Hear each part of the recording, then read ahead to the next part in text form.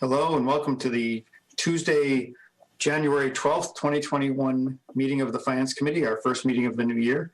Pursuant to the Governor's order suspending certain provisions of the Open Meeting Law, General Laws, Chapter 30A, Paragraph 20, as well as the Select Board's emergency order dated March 16th, 2020, the Finance Committee will be using remote participation for this meeting. The audio of this meeting is being recorded and will be posted to the town's webpage within 24 hours in accordance with the Governor's emergency action requirement of keeping the public informed of actions during this meeting. I would ask that all participants remotely attending this meeting please state your name for identification purposes each time you speak throughout the meeting. At this time, I will take a roll call of attendance. Ms. Zemer. Here. Mr. Alfred. Present. Mr. Whitaker. Here. Ms. Nersessian. Here. Mr. Murphy. Here. And I'm here, and Mr. Maxwell is absent at the moment, but he texted me and said he will possibly be joining us later because he had a scheduling conflict. Okay, so first of all, Happy New Year, everybody, and hope you enjoyed the little bit of a break. Now it's back to action. So let's get right into it. I don't really think we're going to go phenomenally long tonight because we don't have any budget reviews coming up, on this today. Minute-wise, I sent all the outstanding minutes to Mark this afternoon. So he's going to review all the changes, and then my expectation is that you will have them in anticipation of our next meeting, at which time I'll be looking to go through all the outstanding minutes and catch up. So be forewarned.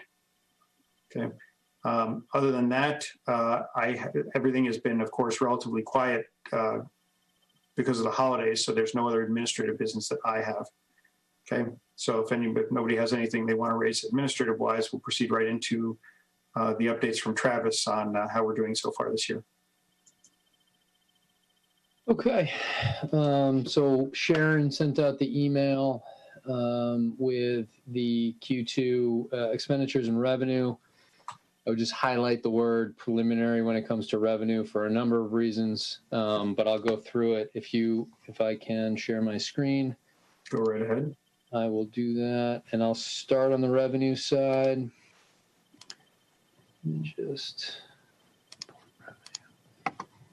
So obviously you guys have this, but I'm just going to hit the highlights, and then if there's any questions, again, the word preliminary is we didn't do a Q1 revenue update because it's worthless. Q2 is not worthless, right? There's things we can talk about, but for a reason like motor vehicle excise, which is due in March, that is one of the most sizable aspects of our local receipts.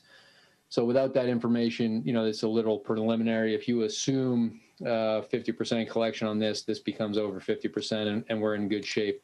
I'm just going to hit a couple points on licenses and permits. I asked Sharon to just sort of point this out. This is one where there's a couple local receipts that we're going to be looking at, tracking if they're low, it's going to hit us this year. As a total, our local receipts I'm not concerned about because the licenses and permits are going to clearly be over the assumption, so long as motor vehicle excise, as I just mentioned, comes in at least 2.1, which it should. I'm not seeing any trends. I'm not seeing any red flags about motor vehicle excise. The licenses and permits here is being buoyed by just an incredible influx that we've seen in the building department downstairs, people taking out a lot of permits. Anecdotally, it seems like it's related to people being at home, wanting to do home improvement projects, having more time on their hands. But at this point, that is going to bring our local receipts, so long as motor vehicle excise comes in healthy, we're going to be okay on our estimates. State aid at this point, it's not in, which, I would prefer we were further along, but this is just about their sort of funding schedule. There's no actual cause for concern at the moment. Fines and forfeits is one that I'm watching, but again, when you look at dollar amounts, this being a $30,000 assumption compared to the licenses and permits at $300,000. Again, it will get carried by licenses and permits, but it's one where we may have to look at lowering our expectations for 22 or beyond. At this point, cannabis revenue as well is one that I'm looking at. It's one that we don't necessarily assume when we build the budget at the same point. We're in year 4 for one of the 5-year plans. We're in year 2 for another one. I would just highlight here what I'm currently looking at is that the building department has issued occupancy permits on 2 ones that we have not received any revenue from yet. The way that those agreements work is that we would be getting revenue as a percent of their gross. We would be getting a percent of their gross revenue. The HCA, the host community agreements, are written in a way that allows them, after they become operational, essentially 14 to 18 months before they would start owing us. So at this point, we're just putting them on notice. We're aware that, they may be starting operations, and we're just looking for information on when that comes to fruition. And then at that point, the plan would be with Mary Bosquet and Sharon Emmerich. We're going to try to build in a billing for cannabis into Munis, which some other communities have done. I think that's going to put us on, give us a little bit more of a planning when it comes to that revenue. Earnings on investment is something that, I'm taking a look at with Mary. That it's not a huge amount, but at the same point, we want to make sure we're doing the best we can with the money that we have in the bank. And the rest of these, again, if so long as motor vehicle excise comes in healthy in March, I see no red flags with the revenue assumptions that were put in place for the FY21 budget. Okay, so the first question I have, Travis, is, or not question, comment would be, can you do me a favor and change it from cannabis revenue to something like cannabis licensing revenue or something before anybody in town gets the impression that we're selling pot for the town? I can rebrand that yes. And I've got a question about the cannabis. Do we have any issues with that money, given that it is still a federal crime? I mean, have our banks ever raised any issues with it? I mean, it's not coming directly from the sale of cannabis, but it's coming, from revenue from the sale of cannabis. No, we have no issue from the feds. I mean, this has been in place for long enough now. The biggest issues really that people had, the initial 2 agreements that we had were based on sort of set amounts for 5 years, and all of the agreements that we had after those initial 2 are now based on percent of gross revenue. That was a switch that was based on sort of changes in state law.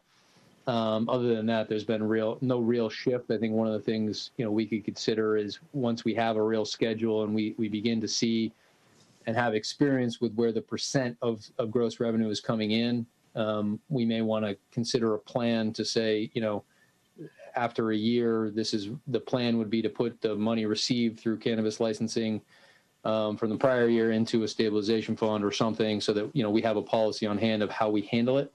But other than that, there's no issues when it comes to the feds or anything like that. And just to be clear, Dan, right? I don't think there would be an issue with the money we collect simply because that's tax, right? I mean, as you know, from the federal perspective, if you're paying a tax, that's separate from how you acquired the money to pay the tax, right? So the issue, I don't know the details of the law. I do know that a lot of the cannabis. And that's why they get you for tax evasion when you commit financial crimes, right? Because you're doing something illegal, but you still have to pay the taxes. So that's exactly why I said I don't want to say cannabis revenue, because it's cannabis licensing revenue, if you want to call it that. So yeah, I know that a lot of the growers, even all the license, I mean, everything is on the up and up, and they still have issues getting banking because banks are federally chartered. And of course, we know there's a new administration coming in on the 20th that may have something to say about that too. Okay, we have several hands. So Michelle, I'll start with you. What happens after 5 years? Does the revenue just disappear, or does it go down gradually, or what happens? So each of them have their own agreements. One of the ones that sort of ends at 5 years on a set amount then goes to 3% of gross revenue. Those were the two initial agreements, right? The ones that happened sort of after the initial push, where all of these companies were, and this was happening when I was in Danvers, were beating down our door, and everything sort of leveled off. Now they're all based on revenue. So the first agreement had a 5-year set amount, at which point after that it goes to 3% of gross revenue. And again, none of the cannabis in Holliston sells directly to any consumer. They are all wholesale. The only agreements that we have with any cannabis company is based on wholesale and not direct to consumer. And they're all medical, right? No, I believe there's also recreational growing, but again, no recreational selling. Okay. Okay. Sue? Yeah, I had the same question as Michelle for first, but Travis, it would be helpful for me if we had another two columns, one to compare to last year and then the percentage change. Just because in one part, I'm not exactly sure how we came up with the budget numbers, but some of them don't have them. So it would be good just to see year over year and what the changes are. Absolutely. I'll get that to you by email as a group. That would be super. Thank you. Okay, Vin? I was going to say the same exact thing. The other thing is being ticky-tacky thing is the balances are going the wrong direction. The percentage, it looks like it should be, at least in my opinion, it should be a negative number. We have that much left.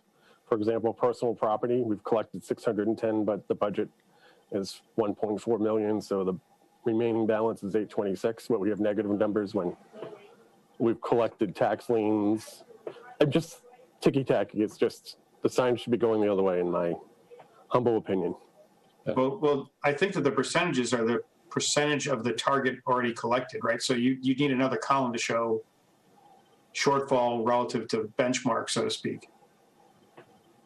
Because that's what you're referring to, right? I'm not looking at the percentage. I'm looking at the balance. It shows, in my opinion, it should be remaining, balance should be, well, I guess it could be positive if you say, all right, forget what Okay, I'm saying. no, I'm okay with the negative. I just thought you were talking about saying the percentages should be reflected as negative when there are shortfalls relative to the benchmark. And I was saying that's not what he's trying to show. But no, I think percentage collected is correct. So that would be correct. Direction-wise, the sign. It's more of what's balance is, in my opinion, but it could be, we could argue, leave it like it is. I'm just looking and thinking, when I first glanced at it, a negative is bad, so we have this much left, but it is balanced, so we have this much remaining. So forget what I said, leave it like it is if that's easier, and then just add the two columns that Sue mentioned is what I would recommend. Okay. All right. If there's no question on revenue, I will go to expenditures, which you also have. So let me just pull that down.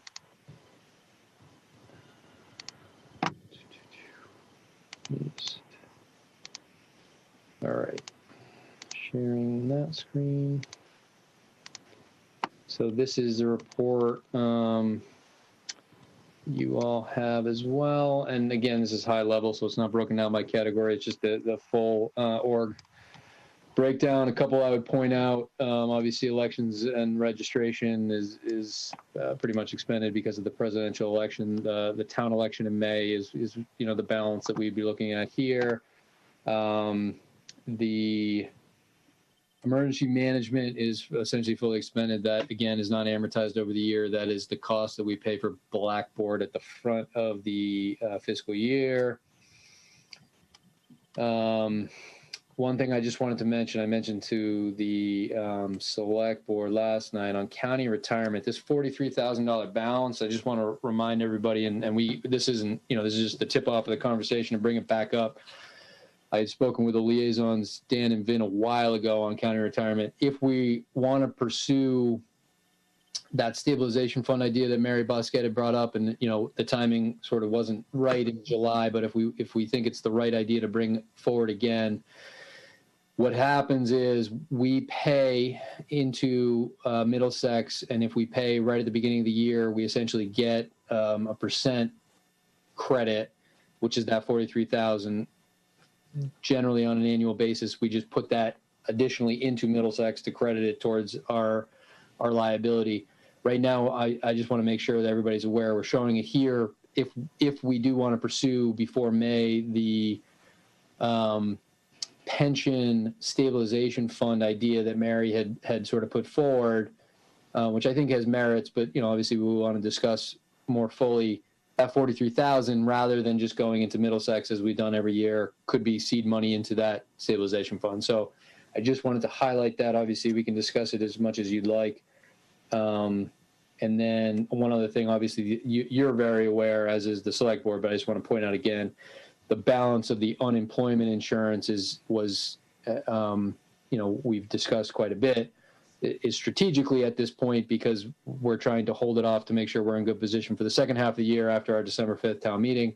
We use the CARES Act to bite off the biggest chunks that were happening at the beginning of the fiscal year. So we're in good position for the second half. We are beginning to see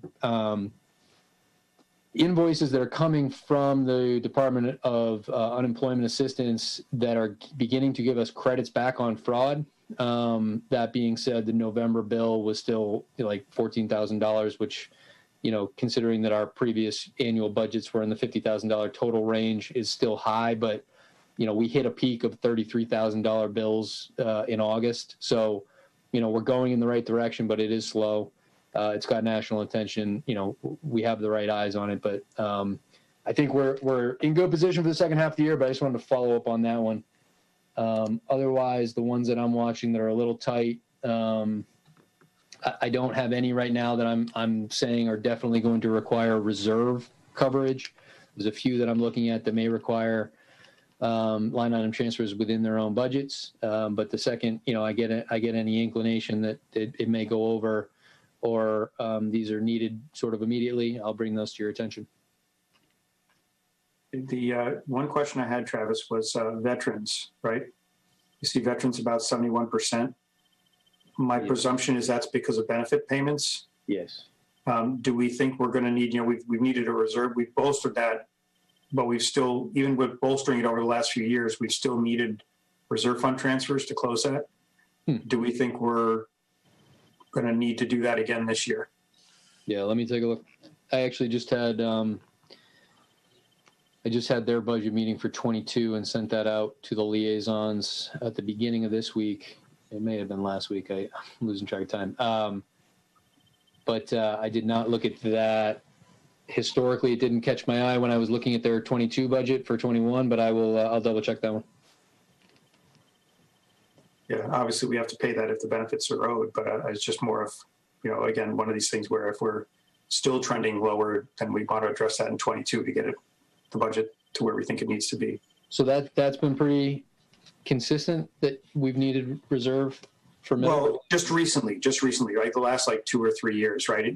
Literally, we used to pay out something like, it was under 25,000, I think, a year in benefits, and that's climbed quite substantially in the last, I'd say 3 years. Yeah. Okay. Okay. I see some questions. Sue, go ahead.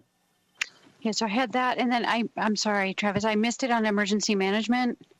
Blackboard, the license that we pay to the Blackboard system for the emergency calls. Yep. That is a license that paid towards the beginning of the fiscal year. Okay, and then there's nothing else sort of coming up that should round out at 100%, and that's it based on any other knowledge around what might go through there. Or is the entirety of emergency management Blackboard? Basically, yes. There are some other lines, right? I mean, for Chief Cassidy to sort of get on some of the MEMA type calls that have fees, but I think they've pretty much waived those for the year. I don't know if he's going to need anything else for the year. I haven't had a discussion with him on it. Okay. But the vast bulk of that, just to be clear, Sue, that I think the Blackboard is probably 10,000 of that expense that was made. So it's a huge chunk of it. Okay, that's perfect. And then why hasn't anything come through for animal control? I know they've been doing some work. Yeah. So animal control is essentially entirely paid through the Ashland police, and we cut them a check for 38. They invoice us. Okay. And so I'll look into that. One thing that, and just to sort of kick off the conversation on 22, I was approached when I came in to say, we need to look at this agreement with Ashland. I've reached back out multiple times to say, if you want to come and do anything with the agreement that we have, I need to know, because we're approaching our 22 season. I haven't heard anything back. They've had some turnover in the people who oversee that in the Ashland PD. So I'm thinking we won't hear. Essentially, for that agreement, it is relatively favorable towards Holliston, but there's other components to it. There's just no escalator at all in that agreement. And it sort of runs in perpetuity until somebody puts the end to it. So they've kind of initiated that conversation, but it hasn't gone anywhere. Okay. And then just economic development is the other one that's quite low at this point. It's not a big balance, but is there a reason that we haven't seen? Is it COVID related that there's sort of a stop on any spending in that area, or? No. So the Economic Development Committee was staffed by hours related to the town planner. At the end of fiscal year 20, the town planner chose not to keep that role. There is no obvious staffing person in town to sort of staff them the way that we had done. And so into the 21 budget, Sharon Emmerich had the foresight to essentially move the line that was for personal services that was paid to the town planner into a line that would be for that would allow us to have like purchase services so we could contract it if we needed to. They have looked to backfill that role to sort of staff themselves up. They've looked at potentially teaming with a town like Hopkinton, who's also sort of in the market, but they have not found a solution yet. So right now they're essentially accruing no costs except for their website, and they don't have a long-term solution for their staffing, but they continue to talk about it at their monthly meetings. Okay. And then could you just go to the top to see the headings? Right. So this is everything we passed in December. Yeah. And actually, if I don't want to cut you off, but one of the things I would just point out as we're looking, as you all end up as liaisons seeing budgets coming in soon, one of the things we discussed, Sharon, with the Finance Committee, just sort of how we want to see it. For example, for a budget like technology, for example. So the town clerk, this is all the supplemental budget in December with the 1%, because we know that's going to carry to 22, is going to be reflected in the column that shows you the 21 budget when you're looking at your budget request for 22. But for one that we indicated would not carry over to 22, that weren't going to have 23, 22, we're not going to have sort of long-term implications. It was requested that we sort of back out those requests above and beyond the 1% COLA adjustments. So this is showing everything with the July town meeting and the December town meeting as the full balance that we're comparing it against 21.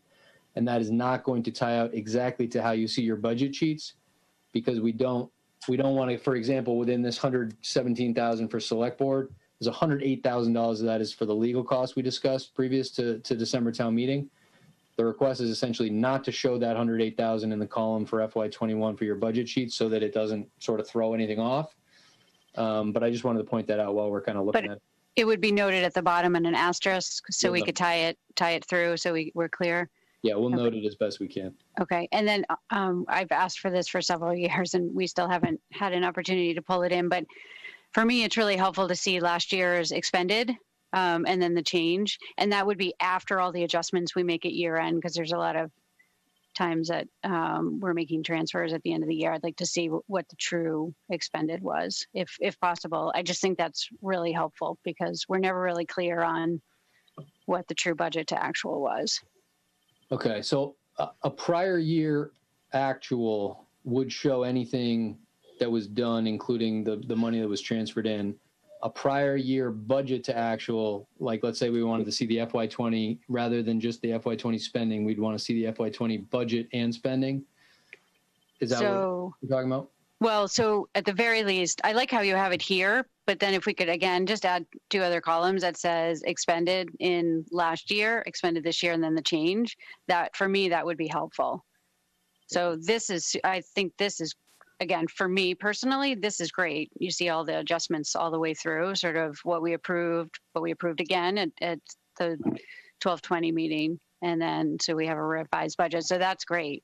And then we have expended and balanced. But if we could also show what actually was expended last year, that's helpful. Okay. Because sometimes we budget not based on expended. So I'd like to see what we really paid. Okay. That was it, Ken. Thanks. Okay, Vin? Yeah, well, I'd like to reiterate what Sue just said, but to clarify, I think if we had year-to-date, so December 2019, I don't know if that's what Sue was asking, if she's asking for the whole fiscal year or just the 2 quarters or 6 months as a comparison. I just would like to see it just to see where we are in comparison to last year and get a trend and see if we're trending higher or lower. Okay. Anything else, Vin? Nope, that's it. Okay.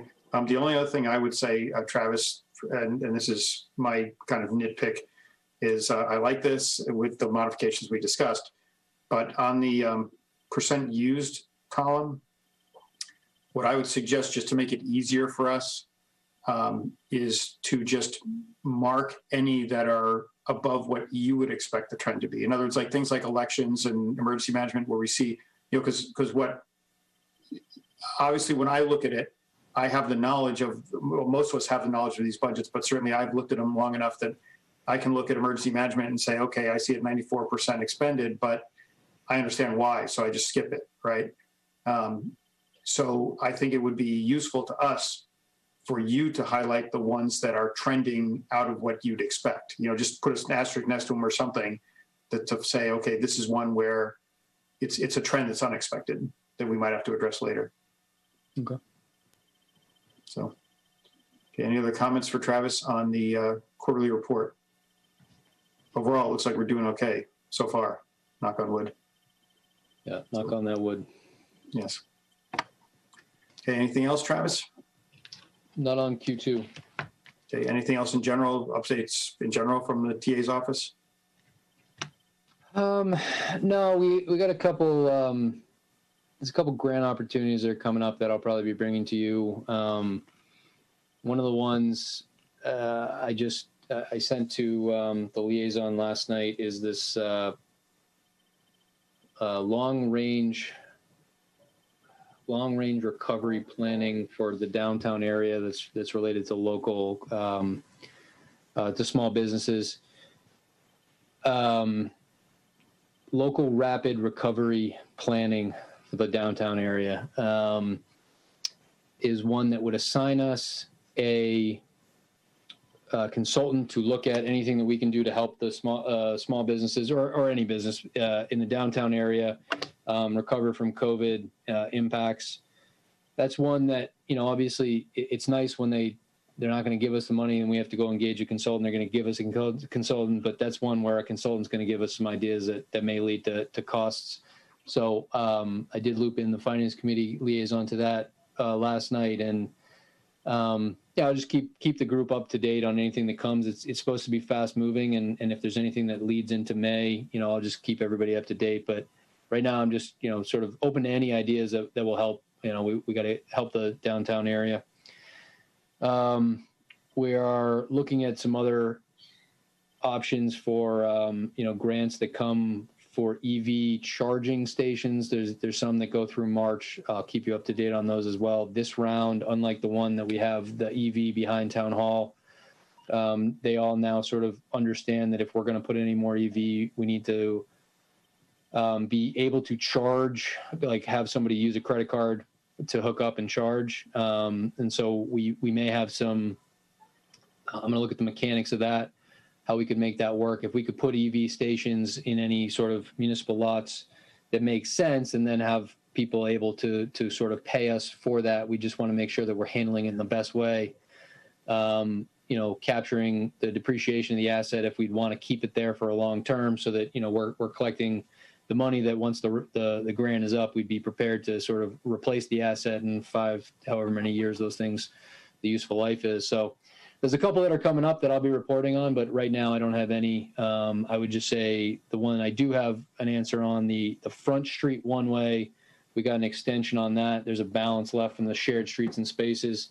The select board is going to decide whether or not to keep that one-way moving forward. I think they voted as a pilot through April 1st. They have a forum on Tuesday night to sort of discuss the resident feedback. There was a portal online. And if it's going to be permanent one way in the future, I think there's a couple changes that'll come. I don't think people like the orange sticks, but what it'll take to make that permanent, make the most sense. We got an extension on that grant, so that's nice. Other than that, just getting ready for the budgets next Tuesday.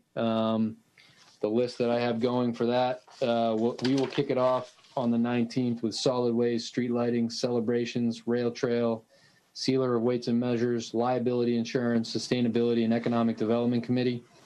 And then I believe actually the select board will meet also on the 25th before your first budget meetings, which are on the 26th.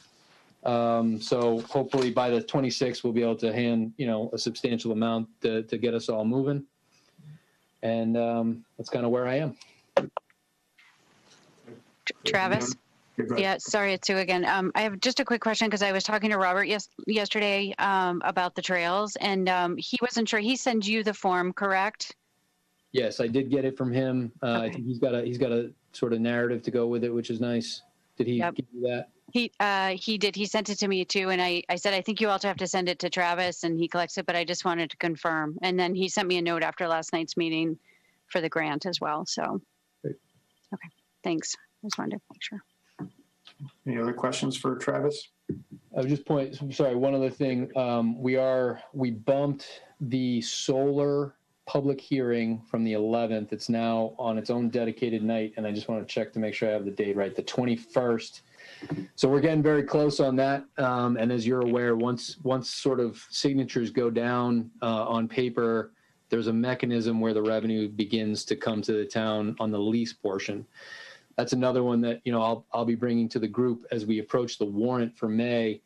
I think at this point, the idea would be revenue for pilot and lease, which is the biggest portion of it, and the $400,000 range is going to go to the general fund. That is not, $400,000 is not what we would plan for 22. It's just, long-term, that's what it would look like. And then there's a third revenue component to it, which is the net metering, which is the sort of the energy generation and what that means for us. That I think, I'll be bringing some suggestions forward to the select board and the finance committee on how we may want to handle that specific revenue.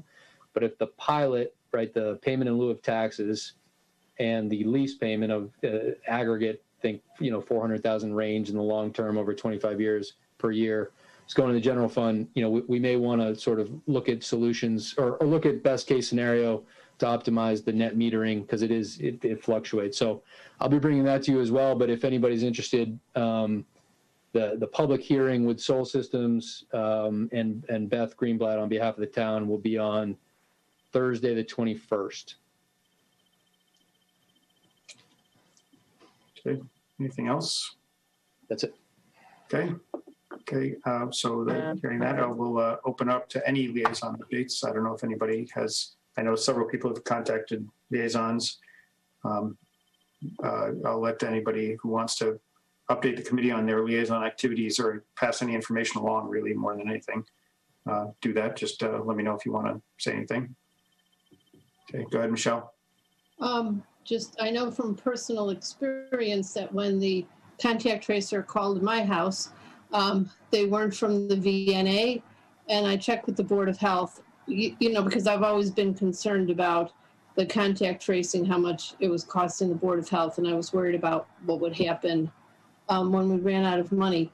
But it turns out that it's so overwhelming with the increase in cases that DPH has their own contact tracers, and they are doing a lot of work. So it's not as burdensome for the town as I was fearing it would be. So there was a relief for me, especially when I found out how often they call people when you have COVID in your family. It was a big relief for me. So, Okay, Mark, you had your hand up, but then you took your hand down. Yeah, so I put my hand down because I don't know that I have anything relevant to discuss, but I know that Travis, myself, and Tim Maxwell met up with the Council on Aging over winter break there. We had some discussions. I don't know that anything fruitful actually physically came out of it, but it was just, we had met with them. Travis, I don't know if you got anything from them yet or not, but I think, Mark was getting caught up on sort of their operations and what goes into their budget. I think Tim asked them, last year they had brought forth, I want to say, Mark, it was and obviously I'm as new to last year as you are, so it was a part-time position that sort of had buy-in from select board and the finance committee pre-COVID, and then sort of got off. So they were sort of asking Mark and Tim's, thoughts on the appropriateness of having that in their requests. Other than that, I think they had some questions on or planning. I think there's planning. Obviously, it is now public knowledge that Linda Marshall will be leaving us. So, thinking beyond her tenure. So it was a good discussion. Okay, Ben? Yeah, in light of that, how's the search going for a replacement for Linda? We posted it. Pretty aggressive schedule. The system that's set up is that there will be a screening committee that Linda Marshall will chair. She offered to do that, and everybody was very excited. So it will be the groups that are involved with the COA. Linda will lead it. Then she'll pass on 2 to 3 of the top candidates to myself and another small committee there that will sort of select from, with the idea that if we could get somebody in prior to April 1st, we are prepared to do that financially. Obviously, with Article 1 and December town meeting, we sort of planned ahead for that. If that's not realistic, we'll certainly try to do that. And then the idea being too, as we've discussed, and I think that was another component of the conversation with Mark and Tim, was that she would be available to us as a consultant to sort of work with the new director to get them up to speed. Obviously, the assistant director is also relatively new, so I think we're on an aggressive schedule to hopefully fill it. It is posted out there on the MCOA and MMA websites. And I put it out on LinkedIn, so if that helps. Okay. So for just one last thing from our side is just from on the school side, we have not met with the school budget subcommittee in quite some time actually, but we've requested a meeting to, obviously once we did the schedule, I informed them of their date for coming to present their budget request to us. So they're aware of that. I talked with Anne Louise last week about getting the process going, and Dan, I know, communicated with them as well to start the process. So nobody's missing anything on the school side at this point.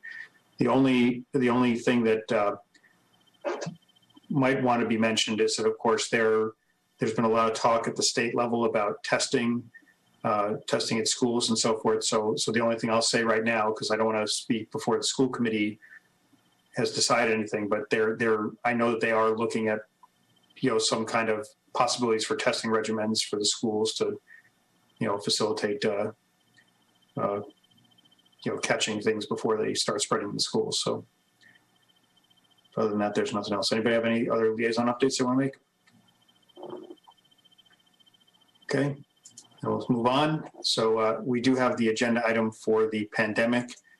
Chief Cassidy told me he wasn't going to be able to make it tonight, so we won't really have much there unless, Travis, do you just want to give us an update on anything vis-a-vis CARES Act funding? And just before he starts, for those of you who may not have been paying attention, the legislation that was signed at the end of last year extended the deadline for a year. So we had all those discussions about making sure we spent the money by December 30th. Well, now now there's law that says we can move it into this calendar year, which obviously helps us a lot. So anything else you want to add, Travis? No, I think that sort of shifted. We went in, and of course they waited till the very last second, because why not? Almost literally. Yes, it was very close to the last second. So we went in with Plan A, Plan B, how to spend down, how to extend. So the extending is, we're still doing 2 times a day touch, cleaning, high touch surfaces. We're still doing a number of those things. We're now still able to pay the IT support for all these Zoom meetings. And Chris is looking at the long term, but in the short term, that's going to help us. And it's really just a different way to approach the CARES Act. The biggest thing to me, and if you look at the 1.3 million on the town side, there's also the 600,000 on the school side for the DESI for the first round. So if you look at a 1.9 overall, are we in good shape? Yeah, it'll be gone before the end of this fiscal year, and I can give you sort of update with the chief in the coming weeks as we get a little bit more clarity from the schools not our school specifically, but DESE, right? Because what happened in this stimulus round where we got the extension on CARES is that new money is going to be made available for schools specifically. Now, we don't know how that's going to impact the Holliston schools because DESE hasn't sort of put out those guidelines yet. But I mean, that is information that, you know, is going to give us more clarity. We want to be as prudent as possible with the remaining balance on the CARES Act until we know sort of what's going to be available on the school side, make sure that, you know, we are as flexible as possible. I would hope, and every time I say this, somebody chuckles, but I would hope that DESE is going to, you know, sort of act on that very quickly. The ink is dried on, you know, that stimulus package from December. And, you know, what I'd like to be able to see is sort of what's coming next with the incoming administration. So hopefully we're going to get some clarity from DESE on what that may mean for the Holliston schools. And then, you know, then we can sort of say, here's our definitive plan on the remaining balance of the CARES Act.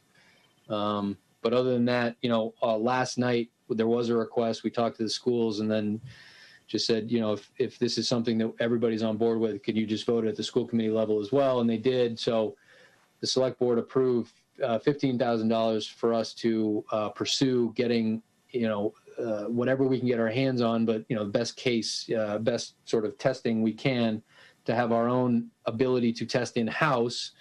It's called a PCR machine. And really, at the end of the day, it's going to be whether or not we can get it and the supplies to make it viable. There are other options that the school has already had their hands on. So, you know, right now we're just sort of looking for any and all put together a multi-tiered approach to testing to give ourselves the best capacity. Obviously, I like the idea of owning our own machine to have capacity after these, you know, CARES Act funding sort of runs out. At the same point, it's going to be an issue of whether or not we can. There are other systems to sort of set yourself up for testing, which we discussed last night. One of which is that you can sort of earmark seats at a Walgreens. You have like 10 a day for a fee of an X amount of fee, and we'll look at those as well. But right now, it's sort of, we are in a, you know, we'll work with any of the neighboring towns and group with them. I talked to the senator's office today on sort of options there. And then the other approach is going to be to vaccinations, where we did have, you know, the first sort of set of our eligible employees begin vaccinations as actually today. So. On that PCR machine, I saw that, but questions about it. So that's just the machine, right? You need the supplies as well. You need supplies as well. So how much is it a test? Do you need a qualified person to actually do the swab for the PCR test? I don't know. It feels like testing isn't a problem for adults anyway. I've had a situation where for kids it's actually a little bit harder because the CVSs you can just get a quick appointment and drive through as long as you're 10 plus. But if you're under 10, that is more of an issue. Are people still having issues with tests around here? I mean, I think that the vaccine, you know, working to get sort of vaccine, you know, help that would be awesome. But I don't know. It just feels like the testing itself is not as big of an issue anymore on that level, unless you're going to put that machine in the schools and you're going to start doing, you know, testing all the kids. And then I see some real benefit to it. Right. I think that's what the school committee is looking at, is having a machine to be able to test. This was the school committee, not for the town. The school committee made the request and brought it forward. Conversation with them. The idea with this machine specifically would be that we may not have the capacity to do all the students, so it would be on the employee side. In the long run, I guess my point would be if we own it, you know, we have more options. I think also, just if you're unaware, I'm sure you probably are actually, but surveillance testing is sort of one methodology that people are pursuing in other communities. So there's a bunch of different ways to go about it. But I think at this point, you know, what was requested to the select board and they approved last night is let's go out there and get our hands on or access to whatever we can to make sure we're, you know, in the best case. I've been talking about surveillance testing for months, so you know that's something that should have been done a long time ago. But I still just think that I don't know if buying the machine is our best. I will tell you, economically, it's a huge win. Okay. I mean, like it's What's not a even huge close. It's not even close when you look at the cost of reserving these test seats and stuff like that. Even with all these supplies and everything, it comes out to way less per test than even if you have to hire a technician. Well, I don't want to purport to be an expert. I talked to my cousin yesterday, who's an eye surgeon, about this because I heard about this request. So I asked him about these machines and how they operate and so forth and so on. And his general comment was that they're not that difficult to operate, but there's not fancy training involved, but you have to do things like people can take their own swabs or whatever. But obviously, he said if you don't know how to do the swab right, then you don't get you're going to get a worse higher variance in the test, things like that. But he did say that it is possible for them to be operated relatively easily. He said you just basically take a sample and you put it in a cassette type thing and it goes into the machine. What he did tell me was that he said that it is way cheaper than paying for tests, and he also said that most of the machines he's seen can be used for other things as well. Because I said to him, does it become a brick the minute COVID goes away? And he said, no. A lot of these machines you can use for multiple. The general technique is used for a number of different things. So you could do it, use it in the future for, flu testing or something like that if you wanted to. That would be helpful. That would be helpful to understand how we're going to use it later on, because this to me is somewhat short-term, short-lived, right? At this stage, we're in, mid-January at this point, and the vaccine is rolling out. They expect, at least from what I've seen, it to be rolled out by June. So just wait for the variant that is a vaccine. I don't disagree. I mean, if it may be, right? That's a maybe, right? No, there's one out there right now that's. I mean, but I'd like to know how else we can use it, right? Because you don't want something short term and then it to pay a bunch of money and have something sitting around, right? But my point is, if you're doing surveillance testing, you're going to be running that thing all the time, and so you probably need someone to actually be running it all the time, which means you need to hire somebody. It's high. So based on what I've seen in terms of, I get tested at Babson, and it is a significant endeavor. They have lots of people running that program, and I know they have more people. Well, actually, they may not have more people than we have in town. So, I mean, it's a significant effort, and it's a significant personnel outlay. But that's my point. Is a machine and the test to cost plus $50,000 or whatever you're gonna have to do to hire somebody to run the machine and do everything? Is that actually cheaper? You've got to have people check in. You've got to have the nurse, right? Yeah. But I want to separate a couple of things here. First of all, when you do formal reported testing to DPH, then that's the one thing my cousin told me was when you do the test, you can operate the test on your own without any kind of special certification, and it works. But those test results are not official. In other words, it's just like anything, right? If your Apple Watch says, your blood pressure is something, that's not considered medically diagnostic worthy, that kind of thing. So his only point was that anybody could operate it, but you can't, you couldn't. He said they're non-reportable results. You couldn't go to DPH and said, okay, we had, Dan tested 20 people and 10 were positive. They don't consider that official unless the test was done by somebody who's qualified to report it and do it, make sure that they're doing it the right way. But anyway, I don't want to go down that rabbit hole. The bottom line is that's the feedback that I gave the school committee when they asked me about it yesterday. They were asking me about whether we would support it. And I said, well, I said the one thing I advised them was prepare the whole package. In other words, tell us what it's going to cost for the entire thing. Tell us, just do that analysis. And Travis knows that as well, because I mentioned it to him yesterday, right? So I don't want to go down us all speculating what it would be. Let them come up with the proposal and everything associated with it, and then we'll discuss. We'll ask them questions when the time comes. So the other, what options are out there? The PCR machine is one. There's also the Spartan Medical Rapid Test. They all sort of cost differently, right? The PCR machine has the unit. And then there's a box of 24 that are $41 a piece. That is the Abbott PCR test kits, right? So you can extrapolate from there. There's another one that doesn't require the machines, and those are $29 each, come in a box at $25. So there's a lot of different it's going to be an issue of we want to be standardized across the board, but we also, we have an interest in having access as we can. So that's where we are. And I will, as I said, what my biggest focus right now would be if we can get some clarity from DESI, we can really sort of say the impact of the second half of the year that we can have with the CARES and be prepared to close it out. The extension is through the calendar year, but I would not see our CARES Act extending beyond the fiscal year. Okay. Okay, go ahead, Michelle. You're muted. I think you kind of, so with the saliva tests or I was just looking up about saliva versus nasal, so that was on my mind. Would the test be with CARES money or with DESI money? I'm a little confused. Or are we waiting to see about the DESI money? Right. So, I mean, the request was essentially, we don't want to wait to hear about DESI, right? So the reason we had the conversation last night with the select board was, is everybody okay with us using the CARES money? And the answer is yes. Let's get our access to and the plan in place, and we don't want to be waiting for a vote. If the DESI money were come through, yes, I believe it would be the way that I saw it written, that would be able to cover future costs as well. And that's why it would be helpful to know and have clarity on that. Because if you use the CARES money, then it could be for the town. I mean, you could use it for town employees, you could use it for police, you could use it for first responders. I know that they're getting vaccinated first in line now, but people,